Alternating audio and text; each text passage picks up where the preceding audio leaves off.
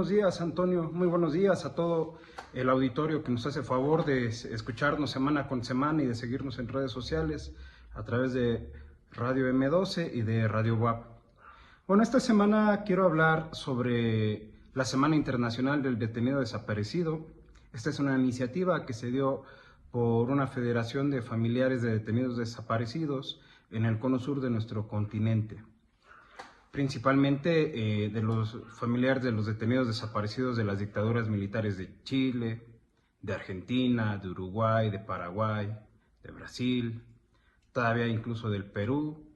Y bueno, esta semana empezó a conmemorarse por ahí de los años 70 para visibilizar esta situación de los detenidos desaparecidos por razones políticas, y se ha ido extendiendo poco a poco a lo largo de muchos países, entre ellos México, entre ellos Colombia. Y bueno, pues esta Semana del Detenido Internacional del Detenido Desaparecido se conmemora en la última semana de mayo de cada año, y bueno, en esta ocasión no es la excepción. Aquí en Puebla, este sábado, ya en unos minutos, iniciará una marcha del Gallito al Zócalo por parte de los compañeros de la OLEP y de familiares de detenidos desaparecidos.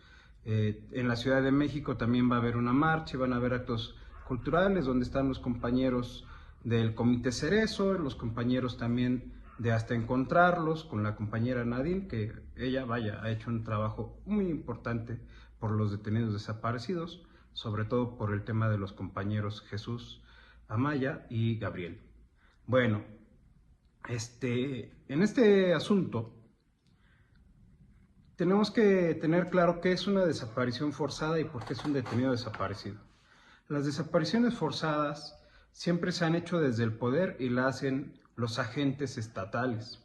Y si no lo hacen directamente, lo hacen a través de aquiescencia o a través de contratar a elementos muy atrasados de la sociedad o grupos paramilitares, lo que llaman también crimen organizado, que también son grupos paramilitares, para poder desaparecer a personas que principalmente son opositores políticos, son activistas, son miembros de organizaciones político-sociales, de organizaciones político-militares, que no están de acuerdo con las políticas públicas que van estableciendo los distintos gobiernos y que quieren mejorarlas para mejorar el nivel de vida de las personas.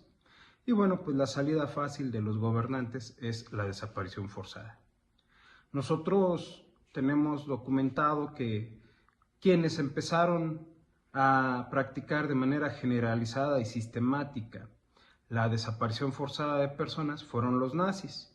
Ya cuando se estaba terminando la República de Weimar en Alemania, por ahí de los años 30, pues Hitler, cuando empezaba a fundar el partido nazi, apoyado de exmilitares que habían participado en la Primera Guerra Mundial, y asociados al ala extrema del del gobierno alemán, empezaron a desaparecer a distintos opositores. Entre ellos, bueno, pues estuvo el asesinato de la compañera Rosa Luxemburgo, no fue directamente Hitler, pero sí el gobierno alemán, que estuvo desaparecida varios días y después apareció ya muerta en el Rin, en el río Rin.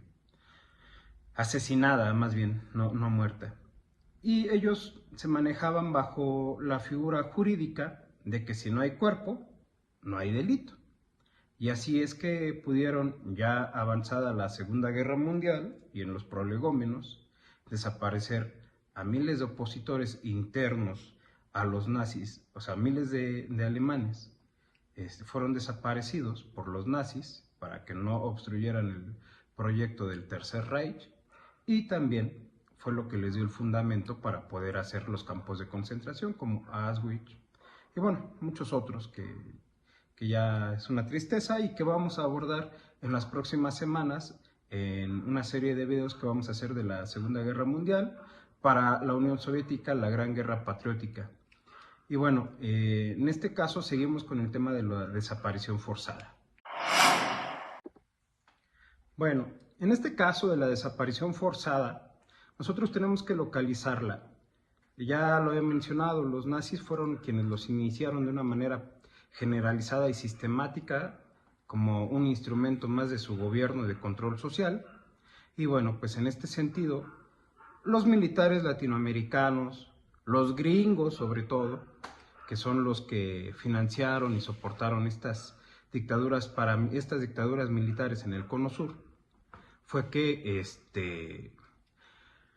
estudiaron este sistema y lo ocuparon para combatir a lo que ellos llamaban el comunismo. Recordemos que en la Guerra Fría se inició una guerra contra el comunismo, como lo que años más tarde en nuestras generaciones nos tocó conocer como la guerra contra las drogas. Bueno, su versión de los 70 era la guerra contra el comunismo.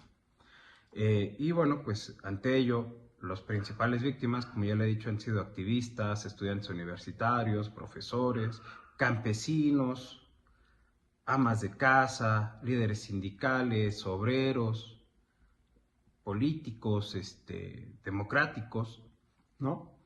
Y todos ellos han tenido como común denominador que se han organizado ante amplias masas populares, que han establecido una ruta alternativa de gobierno, de visión del mundo, donde no prive el capitalismo, no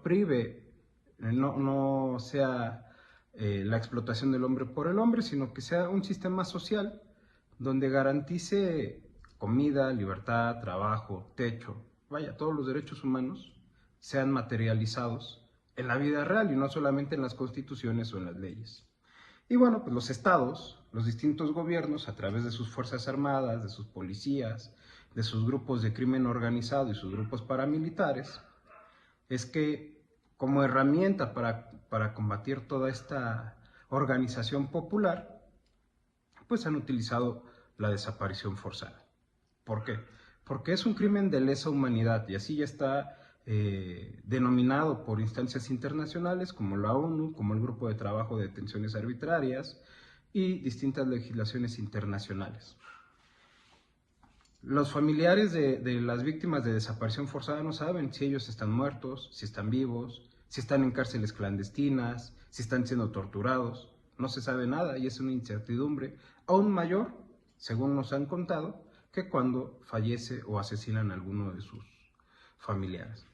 En ese sentido, es un crimen de lesa humanidad que los estados no tienen una voluntad real de combatir ni de prevenir porque ellos mismos son los perpetradores.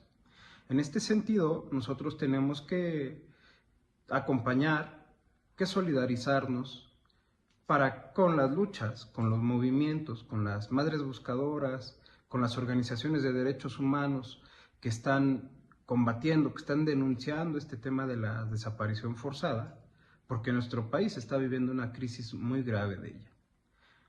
Según cifras del Comité Cerezo, de 2006 a la fecha, se han cometido más de 30,000 desapariciones forzadas. Yo quiero aquí enfatizar y hacer una distinción entre una desaparición forzada y una desaparición cometida por particulares, que es una figura que en nuestra legislación nacional existe.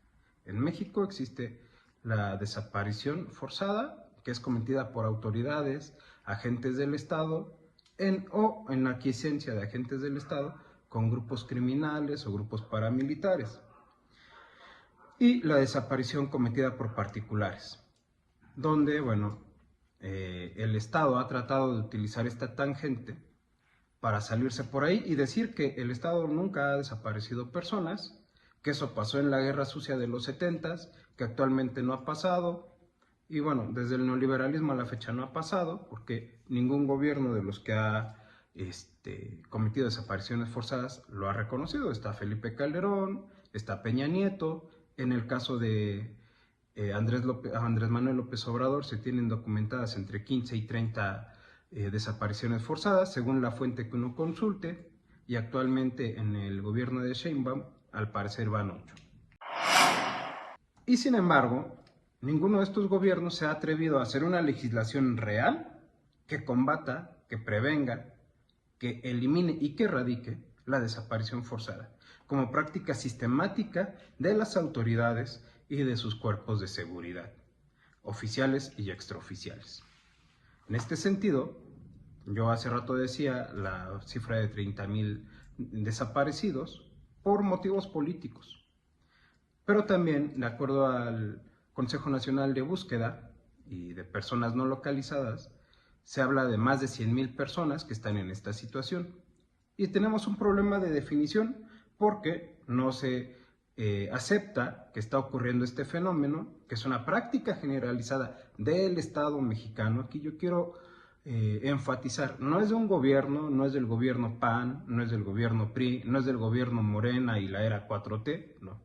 El Estado mexicano es un ente que esté tal o cual partido sigue vigente desde 1917, que se dio nuestra Revolución Mexicana.